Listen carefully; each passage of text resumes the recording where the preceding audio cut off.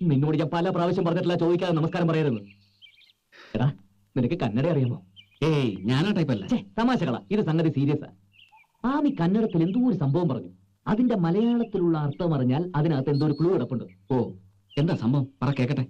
എനിക്ക് കന്നഡ കേട്ടാ മനസ്സിലാവും. 5 ಕಸಿನ್ಸ್ ನಲ್ಲಿ ಯಾರಾவது ಒಬ್ರು ಮದುವೆ ಮಾಡಿಕೊಂಡ್ರೆ ತಾತಂದು ಪರ್ಸನಲ್ ಆಸ್ತಿಯೆಲ್ಲ ನಿನಗೆ ಸಿಗುತ್ತೆ. ഇത് കന്നഡ? പിന്നല്ലാതെ.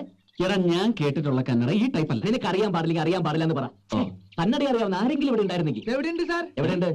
ഞാനാ മോനായി. അത് കറക്റ്റ്. ഇവൻ കുറച്ചു കാലം പഞ്ചാബിലായിരുന്നല്ലോ. സാറ് കളിയാക്കണ്ട, നിങ്ങൾ കന്നഡ പറ, ഞാൻ മലയാളത്തിൽ പറഞ്ഞുതരാം. എന്നാ പറയടാ. എന്നാ പറ. 5 ಕಸಿನ್ಸ್ ನಲ್ಲಿ ಯಾರಾவது ಒಬ್ರು ಮದುವೆ ಮಾಡಿಕೊಂಡ್ರೆ ತಾತಂದು ಪರ್ಸನಲ್ ಆಸ್ತಿಯೆಲ್ಲ ನಿನಗೆ ಸಿಗುತ್ತೆ. ഇത്രേ ഉള്ളൂ. ഇത് വെരി സില്ലി. എന്നാ പറ. എന്നാ പറയട്ടെ. 5 കസിൻ എന്ന് പറഞ്ഞാൽ 5 കസിൻ. കറക്റ്റ്.